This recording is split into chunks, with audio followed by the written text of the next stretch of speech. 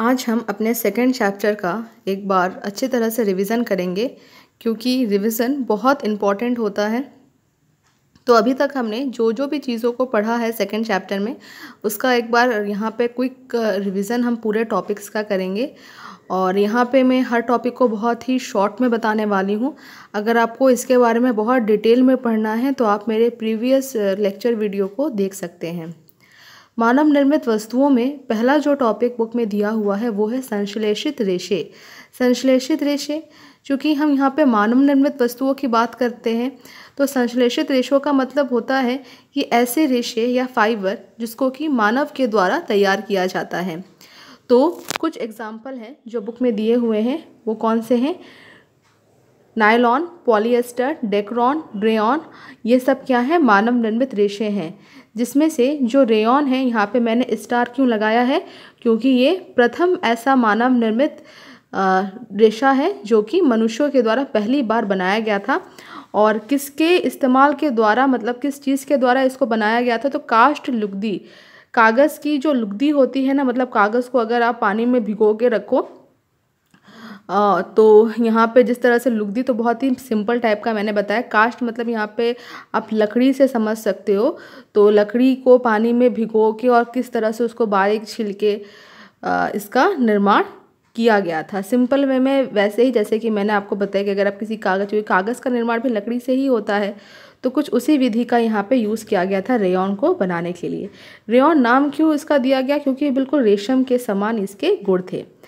अब रेयॉन में कपास मिलाकर चादरें और रेयॉन में ऊन मिलाकर कालीन तैयार किया जाता है।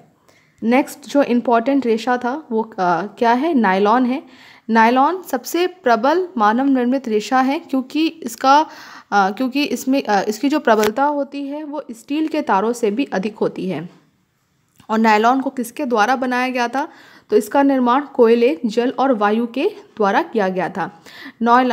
जो नायलॉन है वो प्रथम पूर्ण रूप से संश्लेषित रेशा था, मतलब पूरी तरह से सिंथेटिक जिसको बोल सकते हो, वो रेशा कौन सा है? तो नायलॉन है। पॉलिएस्टर और एक्रिलिक, ये भी क्या है? मानव निर्मित रेशे ही हैं। इसके यहाँ पे कुछ नाम लिखे हुए हैं, जैसे पॉलिएस्टर के कुछ नाम है पॉलीकॉट, पॉलीवुल, एक्रिलिक। अच्छा, संश्लेषित रेशे से बने वस्त्रों की एक बुराई भी होती है कि वो क्या करते हैं, बहुत जल्दी से आग पकड़ लेते हैं। और जिसके कारण क्या होते हैं, हमारा मतलब अगर हमने पहने हुए हैं तो हमारी बॉडी में आग लग सकता है, जिसकी वजह से क्या होता है, हमें बहुत ज़्यादा हानि पहुंच सकती है। तो इसलिए जब भी हम रेयॉन, नायलॉन या पॉलिएस्टर से बने वस्त्रों को पहने तो आग से हमें बहुत ज़्यादा सेफ रहना चाहिए। ठीक, नेक्स्ट मानव निर्मित वस्तुओं में हमने पढ़ा था प्लास्टिक। प्लास्टिक भी क्या होते हैं? संश्लेषित रेशे की तरह बहुलकी होते हैं, पॉलीमर होते हैं। पॉलीमर क्या होता है ये आप मुझे कमेंट करके बताना। प्लास्टिक को मैंने बताया था, हम उसको दो कैटेगरी में डिवाइड करते हैं, थर्मोप्लास्टिक और थर्मोसेटिंग प्लास्टिक। थर्मोप्लास्टिक क्या होता है? जिसको अगर हम गर्म कर दें तो आसानी से उसको विकृत किया जा सकता है। थर्मोसेटिंग प्लास्टिक क्या होता है कि उसको हम आसानी से अगर हम मतलब उसके शेप को आसानी से हम चेंज नहीं कर सकते, और अगर एक बार हमने उसको चेंज कर दिया तो पुनः उसको किसी नए आकृति में या पुरानी आकृति में ढालना पॉसिबल नहीं होता है। थर्मोसेटिंग प्लास्टिक के एग्जाम्पल हैं बेकेलाइट और मेलामाइन, और थर्मोप्लास्टिक के एग्जाम्पल हैं पॉलीथीन और पीवीसी। यहाँ पे मैंने कुछ इंपॉर्टेंट पॉइंट लिखे हुए हैं। प्लास्टिक है, ये सब अलग अलग टाइप के प्लास्टिक ही होते हैं। थर्माकोल, देखो हमारे स्कूल में थर्माकोल का यूज़ किस लिए मना किया गया है? क्योंकि थर्माकोल एक तरह का क्या है? प्लास्टिक है। इसको बोलते हैं स्टाइरोन, और इसका जो काम होता है वो पैकिंग में इसका यूज़ किया जाता है। मेलामाइन, इसका उपयोग बर्तन बनाने में होता है। बेकेलाइट आप सबको पता होगा, कुकर के जो हैंडल होते हैं उसमें बेकेलाइट का उपयोग होता है। टेफ्लॉन का उपयोग किस में होता है? नॉन स्टिक बर्तन बनाने में जो उष्मारोधी परत जो चढ़ाई जाती है उसमें होता है। पॉलीप्रोपिलीन, ये रस्सी, रेशे, मजबूत पाइप बनाने में। एक्रिलिक, कार और ट्रकों की खिड़कियों में। नेक्स्ट मानव निर्मित वस्तुओं में हमने पढ़ा था कांच। कांच क्या होते हैं?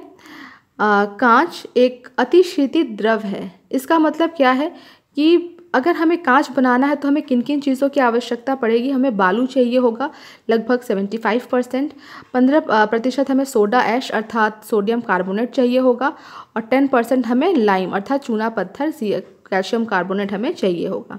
जो साधारण कांच जिसको मृदु कांच बोलते हैं वो इन्हीं चीज़ों से बनाया जाता है।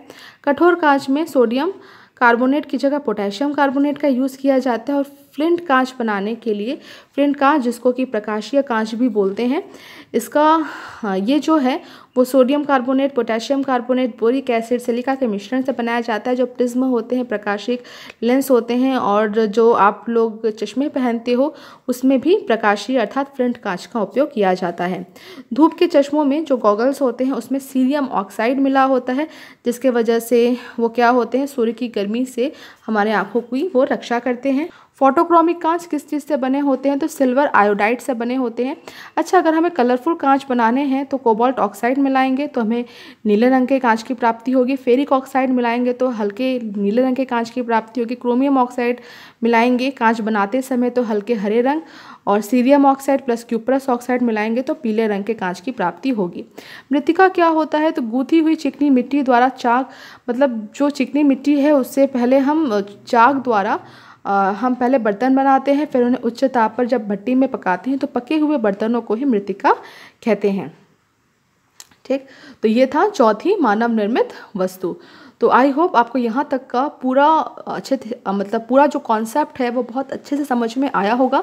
अगर कुछ भी डाउट है यहाँ तक में, चूँकि मैं इस चैप्टर के फुल क्वेश्चन आंसर, चाहे वो बहुविकल्पीय प्रश्न हो, मैच द फॉलोइंग्स हो, या फिलिंग द ब्लैंक्स हो, क्वेश्चन आंसर हो, शॉर्ट एंड लॉन्ग टाइप में, हर टाइप के क्वेश्चन आंसर आपको करवा चुकी हूँ। किसी भी तरह का अगर कोई भी डाउट है तो आप मुझसे व्हाट्सएप पर या यूट्यूब पे कमेंट करके मुझसे आप पूछ सकते हो। ठीक, तो आई होप आपको यहाँ तक का पूरा कॉन्सेप्ट समझ में आया होगा। Thank you.